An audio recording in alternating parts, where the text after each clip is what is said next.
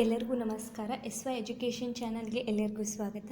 ಇವತ್ತಿನ ತರಗತಿಯಲ್ಲಿ ನಾವು ಸಸ್ಯಗಳದ್ರ ಬಗ್ಗೆ ತಿಳ್ಕೊಳ್ಳೋಣ. ಇದು ಜೀವಿಗಳಲ್ಲಿ ವೈವಿಧ್ಯತೆ ಅಂತಂದು 9ನೇ ತರಗತಿ ಒಳಗೆ ಅಧ್ಯಾಯ ಐತಲ್ಲ, ಅದರೊಳಗೆ ನಾವು ಸಸ್ಯಗಳು ಅದರ ರಿಲೇಟೆಡ್ ಕ್ವಶನ್ಸನ್ನು ನೋಡ್ಕೊತ ಹೋಗೋಣ. ಮತ್ತು ಅದ್ರ ಜೊತೆಗೆ ನಾವು ವಿಷಯವನ್ನು ತಿಳ್ಕೊತ ಹೋಗೋಣ. ಹಾಗಾದರೆ ಸಸ್ಯಗಳು ಈ ಒಂದು ಅಧ್ಯಾಯದಲ್ಲಿ ನಾವು ಇದರೊಳಗೆ ಸುಮಾರು ಒಂದು 70ರಿಂದ 75 ಪ್ರಶ್ನೆಗಳನ್ನು ನೋಡ್ತೀವಿ. ಈ ಸಸ್ಯಗಳಾದ ತಕ್ಷಣ ನಾವೇನು ಮಾಡೋಣ, ಪ್ರಾಣಿಗಳ ವರ್ಗವನ್ನು ನೋಡ್ಕೊತ ಹೋಗೋಣ.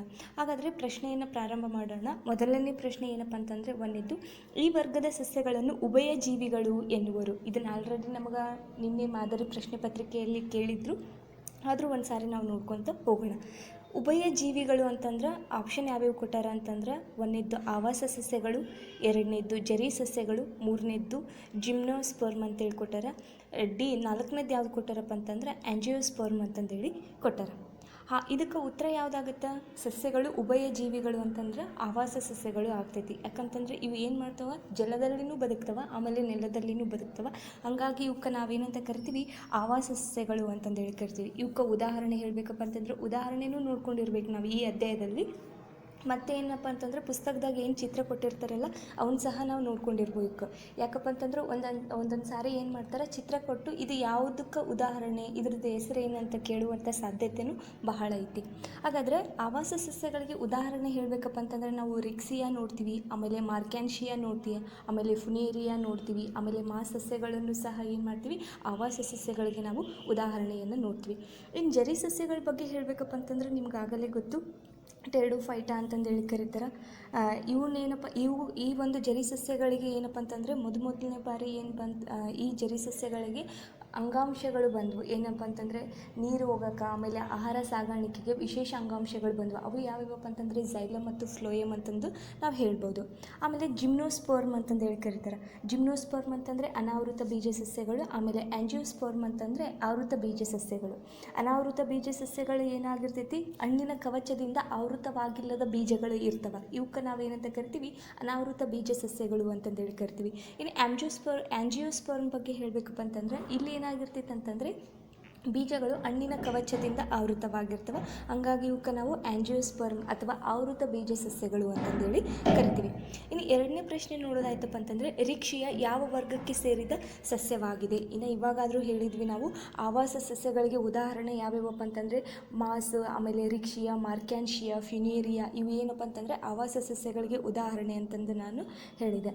ಹಾಗಾದರೆ ರಿಕ್ಷಿಯಾ ಇದು ಯಾವುದಕ್ಕೆ ಸೇರಿದ ಸಸ್ಯವರ್ಗ ಅಂತಂದರೆ ಆವಾಸ ಸಸ್ಯ. ನಮಗೆ ನೋಡಿದ ತಕ್ಷಣ ಗೊತ್ತಾಯಿತು. ಆಮೇಲೆ ಉದಾಹರಣೆ ಇವನ್ನೆಲ್ಲ ನೋಡ್ಕೊತ ಹೋದ್ವಿ ಅಂತಂದ್ರೆ ಆಪ್ಷನ್ ಬಿ ಏನು ಕೊಟ್ಟಾರ, ಜರಿ ಸಸ್ಯ ಅಂತೇಳಿ ಕೊಟ್ಟಾರ. ಆಪ್ಷನ್ ಸಿ ನಗ್ನ ಬೀಜ ಸಸ್ಯ. ಆಪ್ಷನ್ ಡಿ ಹೂ ಬಿಡುವ ಸಸ್ಯ ಅಂತಂದು ಹೇಳ್ಕೊಟ್ಟಾರ. ಜರಿ ಸಸ್ಯಕ್ಕೆ ನಾವು ಉದಾಹರಣೆ ಹೇಳಬೇಕಪ್ಪ ಅಂತಂದರೆ ಅಡಿಯಾಟಮ್ ಅಂತಂದು ಹೇಳ್ಬೋದು, ಸೆಲಾಜಿನೆಲ್ಲ ಅಂತ ಹೇಳ್ಬೋದು, ನೆಫ್ರೋಲೆಪಿಸ್ ಅಂತಂದು ಹೇಳ್ಬೋದು. ಜರಿ ಸಸ್ಯಗಳಿಗೆ ಇವಕ್ಕೇನಪ್ಪ ಅಂತಂದರೆ ವಾಹಕ ಅಂಗಾಂಶ ಸಹಿತ ಸಸ್ಯಗಳು ಜರಿ ಸಸ್ಯಗಳು, ಆಮೇಲೆ ನಗ್ನ ಬೀಜ ಸಸ್ಯಗಳು, ಆಮೇಲೆ ಹೂ ಬಿಡುವ ಸಸ್ಯಗಳು. ಇವು ಮೂರು ಏನಪ್ಪ ಅಂತಂದರೆ ಅಂಗಾಂಶ ಸಹಿತ ಸಸ್ಯಗಳು. ಈ ಆವಾಸ ಸಸ್ಯ ಐತಲ್ಲ, ಇದಕ್ಕೆ ಅಂಗಾಂಶ ರಹಿತ ಸಸ್ಯ ಅಂತಂದು ನಾವು ಹೇಳ್ತೀವಿ. ನಗ್ನ ಬೀಜ ಸಸ್ಯ ಅಂತಂದರೆ ಅನಾವೃತ ಬೀಜ ಸಸ್ಯ ಅಂತಂದು ಹೇಳ್ತಾರೆ. ಇವಕ್ಕೆ ಉದಾಹರಣೆ ಹೇಳ್ಬೇಕಪ್ಪ ಅಂತಂದರೆ ಫೈನಸ್ ಮತ್ತು ಸೈಕಾಸ್ ಅಂತಂದು ಹೇಳ್ತಾರೆ.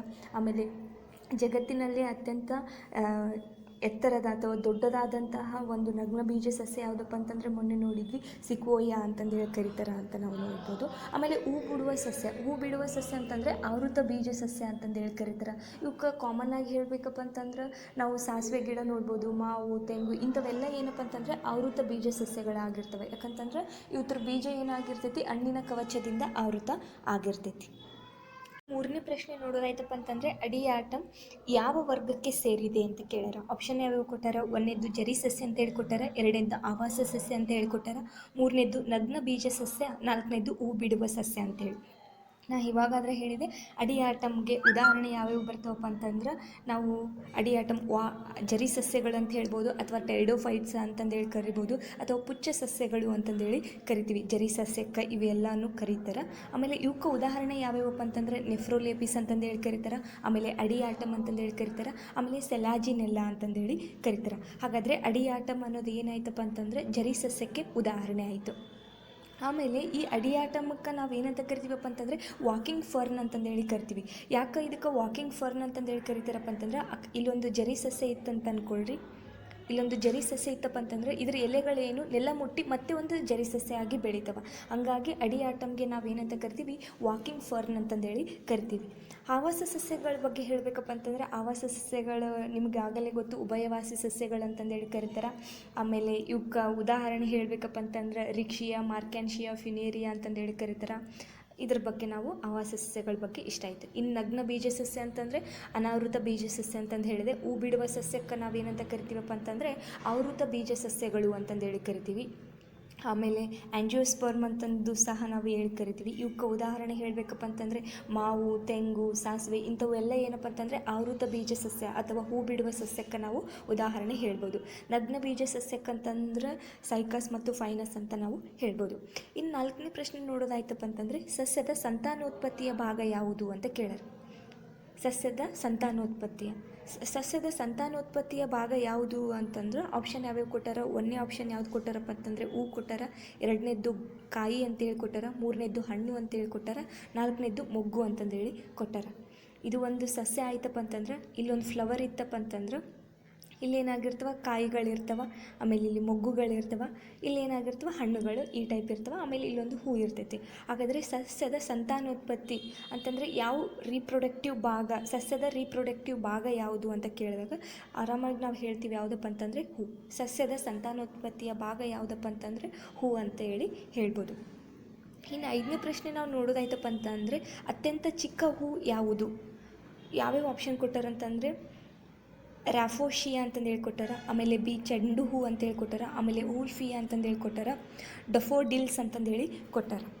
ಹಾಗಾದರೆ ಅತ್ಯಂತ ಚಿಕ್ಕ ಹೂ ಯಾವುದಪ್ಪ ಅಂತಂದ್ರೆ ಇದ್ರೊಳಗೆ ಹೇಳಬೇಕಪ್ಪ ಅಂತಂದರೆ ಊಲ್ಫಿಯಾ ಅನ್ನೋದೇನೈತಲ್ಲ ಇದು ಅತ್ಯಂತ ಚಿಕ್ಕ ಹೂ. ಊಲ್ಫಿಯಾ ಅನ್ನೋದೇನಿದು ಅತ್ಯಂತ ಚಿಕ್ಕ ಹೂ ಆಗ್ತೈತಿ. ನಾವೇನು ಬರಿಬೋದು, ಊಲ್ಫಿಯಾ ಅಂತೇಳಿ ಹಿಂಗತ್ತೆ ಬರೀತಾರೆ. ಇದನ್ನು ನಾವು ಎಲ್ಲಿ ನೋಡ್ತೀವಪ್ಪ ಅಂತಂದ್ರೆ 6ನೇ ತರಗತಿ ಓಲ್ಡ್ ಟೆಕ್ಸ್ಟ್ ಬುಕ್ ಇತ್ತಲ್ಲ ಅದರೊಳಗೆ ನಾವು ಈ ಉದಾಹರಣೆಯನ್ನು ನೋಡ್ತೀವಿ. ಅತ್ಯಂತ ಚಿಕ್ಕ ಹೂ ಮತ್ತು ಅತ್ಯಂತ ದೊಡ್ಡ ಹೂ ಅಂತಂದೇಳಿ ಅವರು ಉದಾಹರಣೆ ಸಹಿತ ಕೊಟ್ಟಾರ. ಹಾಗಾದರೆ ಊಲ್ಫಿಯಾ ಅನ್ನೋದೇನಪ್ಪ ಅಂತಂದರೆ ಅತ್ಯಂತ ಚಿಕ್ಕ ಹೂಗೆ ಉದಾಹರಣೆ ಆಗ್ತೈತಿ. ಇನ್ನು 6ನೇ ಪ್ರಶ್ನೆಯೊಳಗೆ ಅತ್ಯಂತ ದೊಡ್ಡ ಹೂ ಯಾವುದು. ರ್ಯಾಫ್ಲೇಶಿಯಾ ಅಂತ ಹೇಳ್ಕೊಟ್ಟಾರ, ಆರ್ಕಿಡ್ ಅಂತ ಹೇಳ್ಕೊಟ್ಟಾರ, ಆಮೇಲೆ ಲಿಲ್ಲಿ ಹೂ ಅಂತ ಹೇಳ್ಕೊಟ್ಟಾರ, ಆಮೇಲೆ ಮಲ್ಲಿಗೆ ಹೂ ಅಂತಂದು ಹೇಳಿಕೊಟ್ಟಾರ. ಇದಕ್ಕೆ ಯಾವುದಾಗುತ್ತಪ್ಪ ಅಂತಂದ್ರೆ ರೆಫ್ಲೇಶಿಯಾ ಅನ್ನೋದೇನಾಗುತ್ತಪ್ಪ ಅಂತಂದ್ರೆ ಅತ್ಯಂತ ದೊಡ್ಡ ಹೂ ಆಗುತ್ತೆ. ಇಲ್ಲಿ ರ್ಯಾಫೋಶಿಯಾ ಅಂತಂದೇಳಿ ಬರ್ದಾರ. ಪುಸ್ತಕದೊಳಗೆ ಏನೈತಪ್ಪ ಅಂತಂದರೆ ರಫ್ಲೇಶಿಯಾ ಅಂತಂದೇಳೈತಿ. ರಫ್ಲೇಸಿಯಾ ಅನ್ನೋದೇನಪ್ಪ ಅಂತಂದರೆ ಅತ್ಯಂತ ದೊಡ್ಡ ಹೂ. ಅತ್ಯಂತ ಚಿಕ್ಕ ಹೂ ಯಾವುದಪ್ಪ ಅಂತಂದರೆ ಊಲ್ಫಿಯಾ, ಅತ್ಯಂತ ದೊಡ್ಡ ಹೂ ಯಾವುದಪ್ಪ ಅಂತಂದರೆ ರಫ್ಲೇಶಿಯಾ ಅನ್ನೋದು ಆಗ್ತೈತಿ. ಇನ್ನು 7ನೇ ಪ್ರಶ್ನೆ ಮಾವಿನ ಗಿಡದ ವೈಜ್ಞಾನಿಕ ಹೆಸರು ಏನು ಅಂತ ಕೇಳ್ಯಾರ. ಫೀಕಸ್ ಬೆಂಗಾಲೇಸ್ ಅಂತಂದು ಹೇಳ್ಕೊಟ್ಟಾರ ಆಪ್ಷನ್ 1. ಆಪ್ಷನ್ 2 ಏನು ಕೊಟ್ಟಾರ, ಮ್ಯಾಂಜಿಫೆರಾ ಇಂಡಿಕಾ ಅಂತ ಹೇಳ್ಕೊಟ್ಟಾರ. ಆಪ್ಷನ್ 3 ಯಾವುದಪ್ಪ ಅಂತಂದರೆ ರವಲಾಫಿನಾ ಸರ ಡೆಂಟಿನಾ ಅಂತ ಹೇಳ್ಕೊಟ್ಟಾರ. ಆಮೇಲೆ ಡಿ ಕ್ಯಾಸಿಯಾ ಟುರಾ ಅಂತಂದೇಳಿ ಕೊಟ್ಟಾರ. ಇದಕ್ಕೆ ನಾವು ಹೇಳ್ಬೋದು, ಎಲ್ಲರಿಗೂ ಇದು ಕಾಮನ್ನಾಗಿ ಗೊತ್ತೇ ಇರ್ತೈತಿ. ಇದನ್ನು ನಾವು ಎಲ್ಲಿ ಕಾಣ್ತೀವಪ್ಪ ಅಂತಂದ್ರೆ ಜೀವಿಗಳನ್ನು ನಾವು ವರ್ಗೀಕರಣ ಮಾಡ್ತೀವಿ. ನಾಮಕರಣ ಮಾಡಬೇಕಾತಪ್ಪ ಅಂತಂದರೆ ಮೊದಲು ಏನು ಬರಿತೀವಿ, ಜಾತಿ ಹೆಸರು ಬರಿತೀವಿ, ಆ ನಂತರದಲ್ಲಿ ನಾವು ಪ್ರಭೇದವನ್ನು ಬರಿತೀವಿ. ಈ ಕರೋಲಸ್ ಲೀನಿಯಸ್ ಅವರನ್ನ ವರ್ಗೀಕರಣದ ದ್ವಿನಾಮಕರಣದ ಪಿತಾಮಹ ಅಂತಂದೇಳಿ ಕರಿತಾರೆ. ಯಾಕಪ್ಪ ಅಂತಂದರೆ ಎಲ್ಲನೂ ನಾವು ಇವಾಗ ಮಾವಿನ ಹಣ್ಣು ಅಂತಂದೇಳಿ ನಾವಿಲ್ಲಿ ಕರಿತೀವಿ. ಬೇರೆ ಬೇರೆ ಒಂದು ಪ್ರದೇಶದೊಳಗೆ ಇದ್ರ ಹೆಸರು ಬೇರೆ ಬೇರೆ ಥರ ಇರ್ತೈತಿ.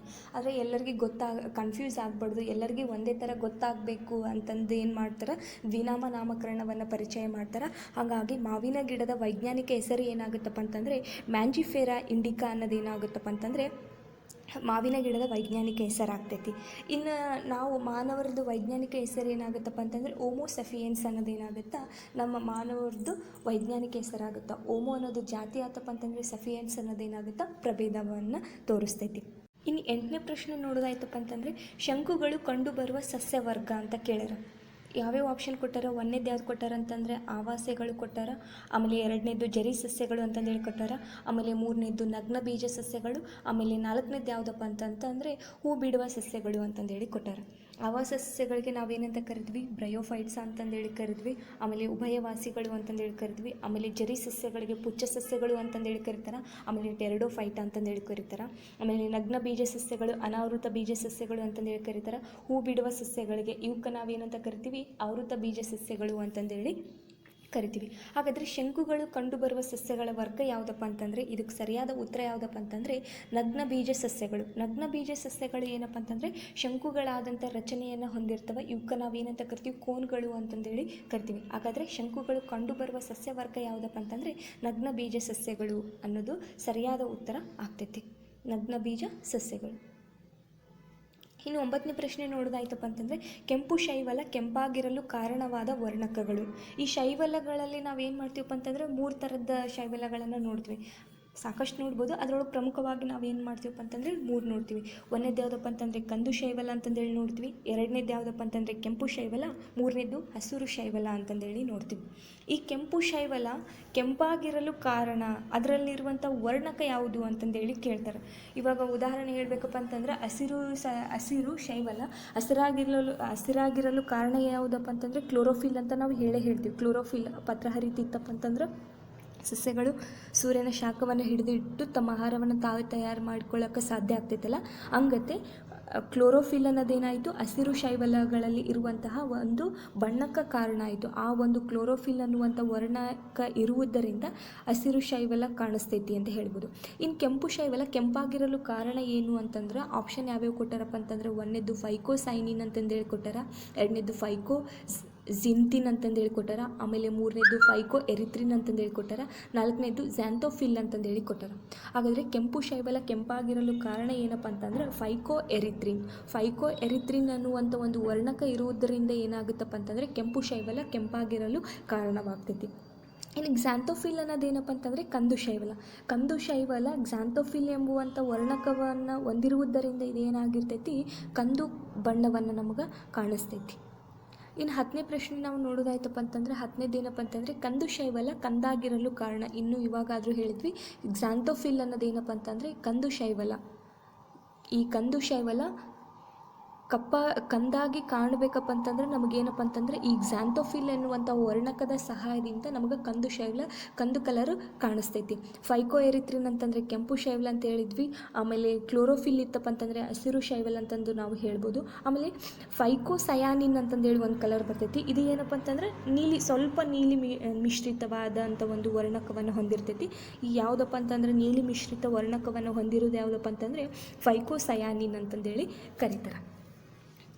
ಇನ್ನು 11ನೇ ಪ್ರಶ್ನೆ ನಾವು ನೋಡೋದಾಯ್ತಪ್ಪ ಅಂತಂದರೆ 11ನೇದ್ರೊಳಗೆ ಇಲ್ಲೇನು ಕೊಟ್ಟಾರ, ಇವುಗಳಲ್ಲಿ ಔಷಧೀಯ ಸಸ್ಯವನ್ನು ಹೆಸರಿಸಿ ಅಂತ ಹೇಳಿ ಕೊಟ್ಟಾರ. ಆಪ್ಷನ್ ಯಾವ್ಯಾವ ಕೊಟ್ಟಾರ, ಒಂದನೇದು ಮಾವು ಅಂತಂದೇಳಿ ಕೊಟ್ಟಾರ, ಆಮೇಲೆ ಬಿ, ಎರಡನೇದು ಸರ್ಪಗಂಧಿ ಅಂತಂದೇಳಿ ಕೊಟ್ಟಾರ, ಮೂರನೇದು ಯಾವುದಪ್ಪ ಅಂತಂದರೆ ತಾಳೆ ಅಂತಂದೇಳಿ ಕೊಟ್ಟಾರ, ಡಿ ತೆಂಗು ಅಂತಂದೇಳಿ ಕೊಟ್ಟಾರ. ಇದ್ರೊಳಗೆ ನಾವು ಹೇಳ್ಬೋದು ಯಾವುದಪ್ಪ ಅಂತಂದರೆ ಔಷಧೀಯ ಸಸ್ಯ ಹೊಂದಿರುವಂತಹ ಔಷಧೀಯ ಗುಣವನ್ನು ಹೊಂದಿರುವುದು ಯಾವುದಪ್ಪ ಅಂತಂದ್ರೆ ಈ ಸರ್ಪಗಂಧಿ ಅನ್ನೋದೇನೈತಲ್ಲ, ಇದು ಏನಪ್ಪ ಅಂತಂದರೆ ಔಷಧೀಯ ಸಸ್ಯಕ್ಕೆ ಉದಾಹರಣೆ ಆಗ್ತೈತಿ. ಇನ್ನು ಔಷಧೀಯ ಸಸ್ಯಕ್ಕೆ ಉದಾಹರಣೆ ಹೇಳಬೇಕಪ್ಪ ಅಂತಂದರೆ ನಾವು ತುಂಬೆ ಗಿಡ ಅಂತಂದು ಹೇಳ್ತಾರೆ, ಆಮೇಲೆ ತುಳಸಿ, ಬೇವು, ಆಮೇಲೆ ನೀಲಗಿರಿ, ಇವೆಲ್ಲ ಏನಪ್ಪ ಅಂತಂದರೆ ಔಷಧೀಯ ಗುಣಗಳನ್ನು ಹೊಂದಿರುವಂತಹ ಸಸ್ಯಗಳು ಆಗ್ತೈತಿ. ಇನ್ನು 12ನೇ ಪ್ರಶ್ನೆ ನೋಡೋದಾಯ್ತಪ್ಪ ಅಂತಂದರೆ ಕುಂಡಗಳಲ್ಲಿ ಕುಬ್ಜ ಸಸ್ಯಗಳನ್ನು ಬೆಳೆಯುವ ಪದ್ಧತಿಗೆ ನಾವೇನಂತ ಕರಿತೀವಿ. ಯಾವ್ಯಾವ ಕೊಟ್ಟಾರ ಆಪ್ಷನ್ ಅಂತಂದರೆ, ಒಂದನೇದು ಬಡ್ಡಿಂಗ್ ಅಂತಂದು ಹೇಳ್ಕೊಟ್ಟಾರ, ಎರಡನೇದು ಬೋನ್ಸಾಯಿ ಅಂತಂದು ಹೇಳ್ಕೊಟ್ಟಾರ, ಮೂರನೇದು ಹೈಡ್ರೋಫೋನಿಕ್ಸ್ ಅಂತಂದು ಹೇಳ್ಕೊಟ್ಟಾರ, ಆಮೇಲೆ ತಾರಸಿ ವಿಧಾನ ಅಂತಂದೇಳಿ ಕೊಟ್ಟಾರ. ಕುಂಡಗಳಲ್ಲಿ ಕುಬ್ಜ ಸಸ್ಯಗಳನ್ನು ಬೆಳೆಯೋದು ಇವಾಗ ನೋಡಿದ್ವಿ ನಾವು, ಯಾವುದೋ ಒಂದು ಫಿಲ್ಮ್ನಾಗ ಐತಿ, ಗಣೇಶ್ ಅವ್ರ ಫಿಲ್ಮ್ನಾಗ ಸಣ್ಣ ಗಿಡದೊಳಗನ್ನ ಸಣ್ಣದು ಒಂದು ಪಾಟ್ನಾಗನ ಏನು ಮಾಡಿರ್ತಾರೆ, ಆರೆಂಜ್ ಸಸ್ಯವನ್ನು ಬೆಳೆದಿರ್ತಾರೆ. ಆ ಟೈಪು ಕುಂಡಗಳಲ್ಲಿ ಏನು ಮಾಡಿರ್ತಾರೆ, ಕುಬ್ಜ ಸಸ್ಯಗಳು, ಸಣ್ಣದಾಗಿರುವಂಥ ಸಸ್ಯಗಳು ಬೆಳೆದಿರ್ತಾರೆ. ಅವಕ್ಕೆ ನಾವು ಆ ಒಂದು ಪದ್ಧತಿಗೆ ನಾವು ಏನಂತ ಕರಿತೀವಪ್ಪ ಅಂತಂದರೆ ಬೋನ್ಸಾಯಿ ಪದ್ಧತಿ ಅಂತಂದೇಳಿ ಕರಿತೀವಿ. ಇನ್ನು ಬಡ್ಡಿಂಗ್ ಹೇಳ್ಬೇಕಪ್ಪ ಅಂತಂದರೆ ಈಸ್ಟ್ಗಳಲ್ಲಿ ಬಡ್ಡಿಂಗ್ ಮುಖಾಂತರ ಏನಾಗುತ್ತೆ, ಸಂತಾನೋತ್ಪತ್ತಿ ಕ್ರಿಯೆ ನಡಿತೈತಿ ಅಂತ ಹೇಳ್ಬೋದು. ಯಾವ ರೀತಿ ಅಂತಂದರೆ, ಇದು ಒಂದು ಗಿಡ ಅಂತ ಅಂದ್ಕೊಂಡಿವಪ್ಪ ಅಂತಂದ್ರೆ, ಇದು ಒಂದು ಈಸ್ಟ್ ಅಂದ್ಕೊಂಡ್ರೆ ಇಲ್ಲೊಂದು ಸಣ್ಣದು ಒಂದು ಬಡ್ಡಿಂಗ್ ಆಗಿ ಆಮೇಲೆ ಇದು ಒಂದು ಸ್ವತಂತ್ರವಾಗಿರುವಂಥ ಒಂದು ಈಸ್ಟಾಗಿ ರಚನೆ ಆಗ್ತೈತಿ. ಈ ರೀತಿ ಬಡ್ಡಿಂಗ್ ನಡೀತಾ ಹೋಗ್ತೈತಿ ಈಸ್ಟ್ಗಳಲ್ಲಿ. ಇನ್ನು ಹೈಡ್ರೋಫೋನಿಕ್ಸ್ ಬಗ್ಗೆ ಹೇಳಬೇಕಪ್ಪ ಅಂತಂದರೆ, ಹೈಡ್ರೋ ಅಂತಂದರೆ ನೀರು, ಎಲ್ಲರಿಗೂ ಗೊತ್ತೈತಿ. ಇದು ಏನಾಗುತ್ತೆ, ನೀರಿನಲ್ಲಿ ಏನಾಗಿರ್ತವೆ ಗಿಡಗಳನ್ನು ಬೆಳೆಸ್ತಿರ್ತಾರೆ. ಇವಾಗ ಉದಾಹರಣೆ ಹೇಳಬೇಕಪ್ಪ ಅಂತಂದರೆ, ಎಲ್ಲರೂ ಮಣ್ಣಿನಲ್ಲಿ ಗಿಡಗಳನ್ನು ಬೆಳೆಸೋದು ನೋಡಿದ್ವಿ ನಾವು ಇಷ್ಟು ದಿನ. ಇವಾಗ ಏನಾಗಿತ್ತಪ್ಪ ಅಂತಂದರೆ ನೀರಿನ ಮುಖಾಂತರನೇ ಏನು ಮಾಡೋದು, ಗಿಡಗಳನ್ನು ಬೆಳೆಸ್ಕೊತ ಹೋಗೋದು. ಇದಕ್ಕೆ ನಾವೇನಂತ ಕರಿತೀವಿ, ಹೈಡ್ರೋಫೋನಿಕ್ಸ್ ಅಂತಂದೇಳಿ ಕರೀತಾರೆ. ನೀರಿಗೆನೆ ಎಲ್ಲ ಏನೇನು ಮಾಡ್ತಾರಪ್ಪ ಅಂತಂದರೆ ಯಾವ್ಯಾವ ರಾಸಾಯನಿಕಗಳು ಬೇಕಾಗಿರ್ತೈತಲ್ಲ, ಗೊಬ್ಬರ ಅವೆಲ್ಲ ಈ ನೀರಿನ ಮುಖಾಂತರನೇ ಕೊಡ್ತಿರ್ತಾರೆ. ಅವಾಗ ಗಿಡಗಳೆಲ್ಲ ಫಲವತ್ತಾಗಿ ಬೆಳಿತವೆ. ಪ್ರಶ್ನೆ ನೋಡೋದಾಯ್ತಪ್ಪ ಅಂತಂದರೆ 13ನೇ ಪ್ರಶ್ನೆ, ಹೂವಿನ ಗಂಡು ಭಾಗ ತಿಳಿಸಿ ಅಂತ ಹೇಳ್ಕೊಟ್ಟಾರ. ಆಪ್ಷನ್ ಯಾವ್ಯಾವ ಕೊಟ್ಟಾರ ಅಂತಂದರೆ, 1ನೇದು ಶಲಕಾಗ್ರ ಅಂತ ಹೇಳ್ಕೊಟ್ಟಾರ, 2ನೇದು ಅಂಡಾಶಯ ಅಂತಂದು ಹೇಳ್ಕೊಟ್ಟಾರ, 3ನೇದು ಶಲಕಾನಳಿಕೆ ಅಂತಂದು ಹೇಳ್ಕೊಟ್ಟಾರ, 4ನೇದು ಪರಾಗಕೋಶ ಅಂತಂದು ಹೇಳಿ ಕೊಟ್ಟಾರ. ಇವಾಗ ಹೇಳಬೇಕಪ್ಪ ಅಂತಂದರೆ ಇದು ಒಂದು ಏನಪ್ಪ ಅಂತಂದರೆ ಹೂವು, ಇದು ಒಂದು ದಾಸವಾಳ ಹೂವು ಅಂತ ಅಂದ್ಕೊಂಡಿವಪ್ಪ ಅಂತಂದ್ರೆ ಇಲ್ಲೇನಿರ್ತೈತಿ ಅಂಡಾಶಯ ಇರ್ತೈತಿ, ಇಲ್ಲಿ ಶಲಕಾನಳಿಕೆ, ಇಲ್ಲಿ ಮೇಲೆ ಏನಿರ್ತೈತಪ್ಪ ಅಂತಂದ್ರೆ ಶಲಕಾಗ್ರಗಳಿರ್ತವೆ. ಇದು ಏನಪ್ಪ ಅಂತಂದ್ರೆ ಕೇಸರ ದಂಡ ಆಗಿರ್ತೈತಿ. ಇದ್ರ ಮ್ಯಾಗ ಏನಿರ್ತವೆ ಆ್ಯಂಥರ್ಗಳಿರ್ತವೆ ಅಂತಂದ್ರೆ ಪರಾಗಕೋಶಗಳು ಇರ್ತವೆ. ಈ ಶಲಕಾಗ್ರ, ಶಲಕಾನಳಿಕೆ, ಅಂಡಾಶಯ ಇವು ಮೂರನ್ನು ನಾವೇನಂತ ಕರಿತೀವಪ್ಪ ಅಂತಂದರೆ ಹೂವಿನ ಹೆಣ್ಣು ಭಾಗ ಅಂತಂದೇಳಿ ಕರಿತೀವಿ. ಇವಕ್ಕೆ ಏನಂತ ಕರಿತೀವಿ, ಅಂಡಾಶಯ ಮಂಡಲ ಅಂತಂದೇಳಿ ಕರಿತಾರೆ, ಅಥವಾ ಹೂವಿನ ಹೆಣ್ಣು ಭಾಗ ಅಂತಂದೇಳಿ ಕರಿತೀವಿ, ಶಲಾಕೆ ಅಂತಂದೇಳಿ ಕರಿತೀವಿ. ಇನ್ನು ಇಲ್ಲಿ ಏನು ಕಾಣಿಸ್ತಿರ್ತೈತಲ್ಲ ಇದು ಕೇಸರ ಮಂಡಲ ಅಂತಂದೇಳಿ ಕರಿತಾರೆ. ಕೇಸರ ಮಂಡಲ ಅನ್ನೋದೇನಪ್ಪ ಅಂತಂದರೆ ಹೂವಿನ ಗಂಡು ಭಾಗ ಅಂತಂದೇಳಿ ಕರಿತಾರೆ. ಕೇಸರ ಮಂಡಲ ಪರಾಗಕೋಶವನ್ನು ಒಳಗೊಂಡಿರ್ತೈತಿ ಮತ್ತು ಕೇಸರ ದಂಡವನ್ನು ಒಳಗೊಂಡಿರ್ತೈತಿ. ಇದು ಎರಡೂ ಸೇರಿ ಕೇಸರ ಮಂಡಲ ಅಂತಂದೇಳಿ ಕರಿತಾರೆ. ಇದಕ್ಕೆ ನಾವೇನಂತ ಕರಿತೀವಿ, ಹೂವಿನ ಗಂಡು ಭಾಗ ಅಂತಂದೇಳಿ ಕರಿತೀವಿ. ಹಾಗಾದರೆ 13ನೇ ಪ್ರಶ್ನೆಗೆ ಉತ್ತರ ಯಾವುದಾಗುತ್ತಪ್ಪ ಅಂತಂದರೆ ಪರಾಗಕೋಶ ಅನ್ನೋದೇನಪ್ಪ ಅಂತಂದರೆ ಹೂವಿನ ಗಂಡು ಭಾಗ ಆಗ್ತೈತಿ. ಶಲಕಾಗ್ರ, ಅಂಡಾಶಯ ಮತ್ತು ಶಲಾಕಾನಳಿಕೆ ಇವು ಮೂರು ಏನಪ್ಪ ಅಂತಂದರೆ ಹೂವಿನ ಹೆಣ್ಣು ಭಾಗ ಆಯ್ತಪ್ಪ ಅಂತಂದರೆ ಪರಾಗಕೋಶ ಅನ್ನೋದೇನಪ್ಪ ಅಂತಂದರೆ ಹೂವಿನ ಗಂಡು ಭಾಗ ಆಗ್ತೈತಿ. 4ನೇ ಪ್ರಶ್ನೆ ನೋಡೋದಾಯ್ತಪ್ಪ ಅಂತಂದರೆ ಇವುಗಳಲ್ಲಿ ಸಾಂಬಾರು ಸಸ್ಯವನ್ನು ಗುರುತಿಸಿ ಅಂತಂದು ಹೇಳ್ಯಾರ. ಈಸಿಯಾಗಿ ಹೇಳ್ಬೋದು ನಾವು. 1ನೇದು ಯಾವ್ದು ಕೊಟ್ಟಾರ, ಕರಿಮೆಣಸು ಅಂತ ಹೇಳಿ ಕೊಟ್ಟಾರ. ಆಮೇಲೆ 2ನೇದು ರಾಗಿ, 3ನೇದು ಎಳ್ಳು, 4ನೇದು ಕೋಕೋ ಅಂತಂದೇಳಿ ಕೊಟ್ಟಾರ, ಕೋಕೋ ಅಂತಂದೇಳಿ ಕೊಟ್ಟಾರ. ಹಾಗಾದರೆ 14ನೇದು ಕರಿಮೆಣಸು ಅನ್ನೋದೇನಪ್ಪ ಅಂತಂದರೆ ಸಾಂಬಾರು ಸಸ್ಯ ಅಂತ ನಾವು ಹೇಳ್ಬೋದು. 15ನೇದ್ದು ನೋಡ್ದಾಯ್ತಪ್ಪ ಅಂತಂದರೆ 5ನೇ ಪ್ರಶ್ನೆ, ಆಯುರ್ವೇದದ ಪಿತಾಮಹ ಯಾರು, ಇವರನ್ನು ಆಯುರ್ವೇದದ ಪಿತಾಮಹ ಎಂದು ಕರೀತಾರ ಅಂತಂದು ಕೇಳ್ಯಾರ. 1ನೇದು ಯಾವುದು ಅಂತ ಕೊಟ್ಟಾರ, ಚರಕ ಅಂತ ಹೇಳ್ಕೊಟ್ಟಾರ. 2ನೇದು ಅರಿಸ್ಟಾಟಲ್ ಅಂತಂದು ಹೇಳ್ಕೊಟ್ಟಾರ. ಆಮೇಲೆ 3ನೇದು ಸುಶ್ರುತ ಅಂತಂದು ಹೇಳ್ಕೊಟ್ಟಾರ. 4ನೇದು ಕರೋಲಸ್ ಲೀನಿಯಸ್ ಅಂತಂದೇಳಿ ಕೊಟ್ಟಾರ. ಇದಕ್ಕೆ ಉತ್ತರ ಯಾವುದಾಗುತ್ತಪ್ಪ ಅಂತಂದರೆ ಆಯುರ್ವೇದ ಪಿತಾಮಹ ಯಾರಪ್ಪ ಅಂತಂದರೆ ಚರಕ ಇವರನ್ನು ನಾವೇನಂತ ಕರಿತೀವಪ್ಪ ಅಂತಂದರೆ ಆಯುರ್ವೇದದ ಪಿತಾಮಹ ಅಂತಂದೇಳಿ ಕರಿತೀವಿ. ಇನ್ನು ಅರಿಸ್ಟಾಟಲ್ ಬಗ್ಗೆ ಅವರು ಹೇಳಬೇಕಪ್ಪ ಅಂತಂದರೆ ಜೀವಶಾಸ್ತ್ರದ ಪಿತಾಮಹ ಅಂತಂದೇಳಿ ಅರಿಸ್ಟಾಟಲ್ ಅವ್ರನ್ನ ಕರಿತೀವಿ. ಆಮೇಲೆ ಸುಶ್ರುತ ಅವ್ರ ಬಗ್ಗೆ ಹೇಳಬೇಕಪ್ಪ ಅಂತಂದರೆ ಭಾರತೀಯ ಔಷಧೀಯ ಪಿತಾಮಹ ಅಂತಂದು ನಾವು ಹೇಳ್ಬೋದು. ಆಮೇಲೆ ಕರೋಲಸ್ ಲೀನಿಯಸ್ ಅಂತಂದರೆ ದ್ವಿನಾಮ ನಾಮಕರಣವನ್ನು ಪರಿಚಯ ಮಾಡಿದವರು ಅಂತಂದು ನಾನು ಹೇಳಿದೆ ಆವಾಗಲೇ. ಮತ್ತು ಇವರನ್ನು ನಾವೇನಂತ ಕರಿತೀವಪ್ಪ ಅಂತಂದರೆ ಆಧುನಿಕ ವರ್ಗೀಕರಣ ಶಾಸ್ತ್ರದ ಪಿತಾಮಹ ಅಂತಂದು ಕರೋಲಸ್ ಲೀನಿಯಸ್ ಅವರನ್ನು ನಾವು ಕರಿತೀವಿ.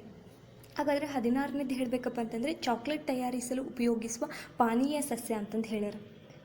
ಕಾಫಿ ಯಾವ್ಯಾವ ಕೊಟ್ಟಾರ ಆಪ್ಷನ್ ಅಂತಂದರೆ ಕಾಫಿ ಅಂತ ಹೇಳ್ಕೊಟ್ಟಾರ, 2ನೇದು ಎಳ್ಳು ಅಂತ ಹೇಳ್ಕೊಟ್ಟಾರ, 3ನೇದು ಕೋಕೋ ಅಂತ ಹೇಳ್ಕೊಟ್ಟಾರ, ಆಮೇಲೆ ಹೆಂಡ್ ಅಂತಂದೇಳಿ ಕೊಟ್ಟಾರ. ಹಾಗಾದರೆ ಚಾಕ್ಲೇಟ್ ತಯಾರಿಸಲು ಉಪಯೋಗಿಸುವ ಪಾನೀಯ ಯಾವುದಪ್ಪ ಅಂತಂದರೆ ಕೋಕ್ ಅಂತಂದೇಳಿ ಕರಿತಾರೆ. ಕೋಕೋ ಅನ್ನೋದು ಒಂದು ಇದನ್ನು ಬಳಕೆ ಮಾಡಿಕೊಂಡು ಪಾನೀಯ ಸಸ್ಯವನ್ನು ಬಳಕೆ ಮಾಡ್ಕೊಂಡು ಏನು ಮಾಡ್ತಾರಪ್ಪ ಅಂತಂದರೆ ಚಾಕ್ಲೇಟನ್ನು ತಯಾರು ಮಾಡ್ತಾರೆ. ಆಮೇಲೆ ಕಂದು ಶೈವಲವನ್ನು ಬಳಕೆ ಮಾಡಿಕೊಂಡು ಸಹ ಏನು ಮಾಡ್ಬೋದು, ನಾವು ಚಾಕ್ಲೇಟನ್ನು ತಯಾರು ಮಾಡ್ಕೋಬೋದು. ಅದು ಯಾವುದಪ್ಪ ಅಂತಂದರೆ ಅಲ್ಜಿನ್ ಅನ್ನುವಂಥ ಒಂದು ಇದನ್ನು ಕಂದು ಶೈವಲವನ್ನು ಬಳಕೆ ಮಾಡ್ಕೊಂಡು ನಾವು ಏನು ಮಾಡ್ಬೋದು, ಚಾಕ್ಲೇಟ್ ತಯಾರು ಮಾಡ್ಬೋದು. 17ನೇ ಪ್ರಶ್ನೆ ನೋಡೋದಾಯ್ತಪ್ಪ ಅಂತಂದರೆ ವೃಕ್ಷಾಯುರ್ವೇದ ಗ್ರಂಥ ಬರೆದ ವಿಜ್ಞಾನಿ ಯಾರು ಅಂತ ಕೇಳ್ಯಾರ. 1ನೇದು ಯಾವ್ದು ಕೊಟ್ಟಾರ, ಚರಕ ಅಂತ ಹೇಳ್ಕೊಟ್ಟಾರ. 2ನೇದು ಅರಿಸ್ಟಾಟಲ್ ಅಂತ ಹೇಳ್ಕೊಟ್ಟಾರ. 3ನೇದು ಸುಶ್ರುತ ಅಂತ ಹೇಳ್ಕೊಟ್ಟಾರ. 4ನೇದು ಕರೋಲಸ್ ಲೀನಿಯಸ್ ಅಂತಂದೇಳಿ ಕೊಟ್ಟಾರ. ಹಾಗಾದರೆ ಚರಕ ಇವರನ್ನು ನಾವು ಏನಂತ ಕರಿತೀವಿ, ಆಯುರ್ವೇದದ ಪಿತಾಮಹ ಅಂತಂದೇಳಿ ಕರಿತೀವಿ. ಇವ್ರು ಏನು ಮಾಡ್ಯಾರಪ್ಪ ಅಂತಂದರೆ ವೃಕ್ಷಾಯುರ್ವೇದ ಎನ್ನುವಂಥ ಒಂದು ಗ್ರಂಥವನ್ನು ಬರೆದಾರ. ಅರಿಸ್ಟಾಟಲ್ ಇವರನ್ನು ನಾವೇನಂತ ಕರಿತೀವಪ್ಪ ಅಂತಂದರೆ ಜೀವಶಾಸ್ತ್ರದ ಪಿತಾಮಹ ಅಂತಂದೇಳಿ ಕರಿತೀವಿ. ಸುಶ್ರುತ ಇವರನ್ನು ಭಾರತೀಯ ಔಷಧೀಯ ಪಿತಾಮಹ ಅಂತಂದೇಳಿ ಕರಿತೀವಿ. ಕರೋಲಸ್ ಲೀನಿಯಸ್ ಇವರನ್ನು ನಾವೇನಂತ ಕರಿತೀವಪ್ಪ ಅಂತಂದರೆ ಆಧುನಿಕ ವರ್ಗೀಕರಣವನ್ನು ಪರಿಚಯ ಮಾಡಿಕೊಟ್ಟವರು. ಹಾಗಾಗಿ ಇವರನ್ನು ನಾವು ವರ್ಗೀಕರಣದ ಪಿತಾಮಹ ಅಂತಂದೇಳಿ ಕರಿತೀವಿ. ಇನ್ನು ಆಲ್ಜಿನ್ ಎನ್ನುವ 18ನೇ ಪ್ರಶ್ನೆ, ಆಲ್ಜಿನ್ ಎನ್ನುವ ವಸ್ತು ಇದರಿಂದ ಪಡೆಯುತ್ತೇವೆ ಅಂತ ಕೊಟ್ಟಾರ. ಆಪ್ಷನ್ ಯಾವ್ಯಾವ ಕೊಟ್ಟಾರ, 1ನೇದು ಶೈವಲ ಸಸ್ಯ ಅಂತ ಹೇಳ್ಕೊಟ್ಟಾರ, 2ನೇದು ಜರಿ ಸಸ್ಯ ಅಂತ ಹೇಳ್ಕೊಟ್ಟಾರ, 3ನೇದು ಆವೃತ ಬೀಜ ಸಸ್ಯ ಅಂತ ಹೇಳ್ಕೊಟ್ಟಾರ, 4ನೇದು ಅನಾವೃತ ಬೀಜ ಸಸ್ಯ ಅಂತಂದೇಳಿ ಕೊಟ್ಟಾರ. ಆಲ್ಜಿನ್ ಎನ್ನುವುದು ಏನಪ್ಪ ಅಂತಂದರೆ ಚಾಕ್ಲೇಟ್ಗಳ ತಯಾರಿಕೆಯಲ್ಲಿ ಬಳಕೆ ಮಾಡ್ಕೊತಾರೆ. ಆಮೇಲೆ ಐಸ್ ಕ್ರೀಮ್ಗಳ ತಯಾರಿಕೆಯಲ್ಲಿ ಸಹ ಏನು ಮಾಡ್ತಾರೆ, ಬಳಕೆ ಮಾಡ್ಕೊತಾರೆ. ಆಲ್ಜಿನ್ ಅನ್ನೋದು ಒಂದು ಏನಪ್ಪ ಅಂತಂದರೆ ಶೈವಲ. ಅದರೊಳಗೆ ಪ್ರಮುಖವಾಗಿ ಯಾವ ಶೈವಲಪ್ಪ ಅಂತಂದರೆ ಕಂದು ಶೈವಲ ಅನ್ನೋದೇನಪ್ಪ ಅಂತಂದರೆ ಆಲ್ಜಿನ್ನು. ಇದನ್ನು ನಾವು ಏನು ಮಾಡ್ತೀವಪ್ಪ ಅಂತಂದರೆ ಚಾಕ್ಲೇಟು ಐಸ್ ಕ್ರೀಮ್ಗಳ ತಯಾರಿಕೆಯಲ್ಲಿ ಬಳಕೆ ಮಾಡ್ಕೊತೀವಿ. ಹಾಗಾಗಿ ಇದು ಏನಪ್ಪ ಅಂತಂದರೆ ಶೈವಲಗಳ ಒಂದು ವರ್ಗಕ್ಕೆ ಬರ್ತೈತಿ ಆಲ್ಜಿನ್ ಎನ್ನುವುದು. ಇನ್ನು 19ನೇ ಪ್ರಶ್ನೆ ನೋಡೋದಾಯ್ತಪ್ಪ ಅಂತಂದರೆ ಸಸ್ಯಗಳಿಗೆ ಜೀವವಿದೆ ಎಂದು ಕಂಡುಹಿಡಿದ ವಿಜ್ಞಾನಿ ಯಾರು ಅಂತ ಕೇಳಿದ್ರು. ಆಪ್ಷನ್ ಯಾವ್ಯಾವ ಕೊಟ್ಟಾರಪ್ಪ ಅಂತಂದರೆ ಜೆ.ಸಿ. ಬೋಸ್ ಅಂತ ಹೇಳ್ಕೊಟ್ಟಾರ, ಎರಡನೇದ್ದು ಅರಿಸ್ಟಾಟಲ್ ಅಂತ ಹೇಳ್ಕೊಟ್ಟಾರ, ಮೂರನೇದ್ದು ಆರ್.ಎಚ್. ವಿಟೇಕರ್ ಅಂತಂದು ಹೇಳಿ ಕರೀತಾರೆ, ಅವ್ರದ್ದನ್ನು ಕೊಟ್ಟಾರ. ಆಮೇಲೆ ನಾಲ್ಕನೇದ್ದು ಜೆ ಥಾಮ್ಸನ್ ಅಂತಂದು ಹೇಳಿ ಕೊಟ್ಟಾರ. ಹಾಗಾದರೆ ಅರಿಸ್ಟಾಟಲ್ ಅವರನ್ನು ನಾವೇನಂತ ಕರೆದ್ವಿ? ಜೀವಶಾಸ್ತ್ರದ ಪಿತಾಮಹ ಅಂತಂದೇಳಿ ಕರೆದ್ವಿ. ರಾಬರ್ಟ್ ವಿಟೇಕರ್ ಇವ್ರು ಏನಪ್ಪ ಅಂತಂದ್ರೆ ಇವರು 5ನೇ ಸಾಮ್ರಾಜ್ಯವನ್ನು ವರ್ಗೀಕರಣ ಮಾಡಿದವರು. ಅದೇ ಯಾವುದಪ್ಪ ಅಂತಂದರೆ ಶಿಲೀಂಧ್ರ ಸಾಮ್ರಾಜ್ಯ ಅಂತಂದೇಳಿ ಕರೀತಾರೆ, ರಾಬರ್ಟ್ ವಿಟೇಕರ್ ಆಯಿತು. ಇನ್ನು ಜೆ ಥಾಮ್ಸನ್ ಅವರು ಎಲೆಕ್ಟ್ರಾನನ್ನು ಕಂಡು ಹಿಡಿದವರು ಅಂತ ಹೇಳ್ಬೋದು. ಹಾಗಾದರೆ ಸಸ್ಯಗಳಿಗೆ ಜೀವವಿದೆ ಅಂತಂದು ಕಂಡು ಹಿಡಿದ ವಿಜ್ಞಾನಿ ಯಾರಪ್ಪ ಅಂತಂದರೆ ಜೆ.ಸಿ. ಬೋಸ್ ಅವರು ಏನಪ್ಪ ಅಂತಂದರೆ ಸಸ್ಯಗಳಿಗೆ ಜೀವವಿದೆ ಎಂದು ಕಂಡುಹಿಡಿದವರು. ಇನ್ನು 20ನೇ ಪ್ರಶ್ನೆ ನೋಡೋದಾಯ್ತಪ್ಪ ಅಂತಂದರೆ ಇವುಗಳಿಗೆ ಬಯೋಡೀಸೆಲ್ ಸಸ್ಯ ಗುರುತಿಸಿ. ಇವುಗಳಲ್ಲಿ ಬಯೋಡೀಸೆಲ್ ಸಸ್ಯ ಯಾವುದು ಅಂತಂದು ಕೇಳ್ಯಾರ. ಫೊಂಗೋಮಿಯಾ ಪಿನ್ನಟ ಅಂತಂದು ಹೇಳ್ಕೊಟ್ಟಾರ, ಎರಡನೇದು ಕ್ಯಾಸಿಯಾ ತುರಾ ಅಂತಂದು ಹೇಳ್ಕೊಟ್ಟಾರ, ಅಜಿಡ್ರಿಕಾ ಇಂಡಿಕಾ ಅಂತಂದು ಹೇಳ್ಕೊಟ್ಟಾರ, ಆಮೇಲೆ ಮ್ಯಾಂಜಿಫೆರಾ ಇಂಡಿಕಾ ಅನ್ನೋದೇನಾಯ್ತಪ್ಪ ಅಂತಂದರೆ ಮಾವಿನ ಹಣ್ಣಿನ ವೈಜ್ಞಾನಿಕ ಹೆಸರು ಆಯಿತು. ಹಾಗಾದರೆ ಇವುಗಳಲ್ಲಿ ಬಯೋಡೀಸೆಲ್ ಸಸ್ಯ ಯಾವುದಾಗುತ್ತಪ್ಪ ಅಂತಂದರೆ 20ನೇದಕ್ಕೆ 1ನೇದು ಯಾವುದಪ್ಪ ಅಂತಂದರೆ ಪೊಂಗೋಮಿಯಾ ಪಿನ್ನಟ. ಇದು ಒಂದು ಏನಪ್ಪ ಅಂತಂದರೆ ಬಯೋಡೀಸೆಲ್. ಈ ಸಸ್ಯವನ್ನು ಬಳಕೆ ಮಾಡ್ಕೊಂಡು ಏನು ಮಾಡ್ತಾರಪ್ಪ ಅಂತಂದ್ರೆ ವಾಹನದ ಇಂಧನವಾಗಿ ತಯಾರು ಮಾಡ್ತಾರೆ. ಹಂಗಾಗಿ ಇವಕ್ಕೆ ಏನಂತ ಕರೀತಾರೆ? ಬಯೋಡೀಸೆಲ್ ಸಸ್ಯ ಅಂತಂದು ಹೇಳಿ ಕರೀತಾರೆ. ಪೊಂಗೋಮಿಯಾ ಪಿನ್ನಟ ಅನ್ನೋದೇನಪ್ಪ ಅಂತಂದರೆ ಒಂದು ಬಯೋಡೀಸೆಲ್ಗೆ ಉದಾಹರಣೆ ಆಗಿರುವಂಥ ಒಂದು ಸಸ್ಯ. ಒಂದು ತರಗತಿಗಳು ಅರ್ಥ ಆಗ್ತೈತೆ ಅಂತ ಭಾವಿಸ್ತೀನಿ. ಇದರ ಮುಂದುವರಿದ ಭಾಗವನ್ನು ಮುಂದಿನ ತರಗತಿಯಲ್ಲಿ ಚರ್ಚೆ ಮಾಡೋಣ. ಧನ್ಯವಾದಗಳು.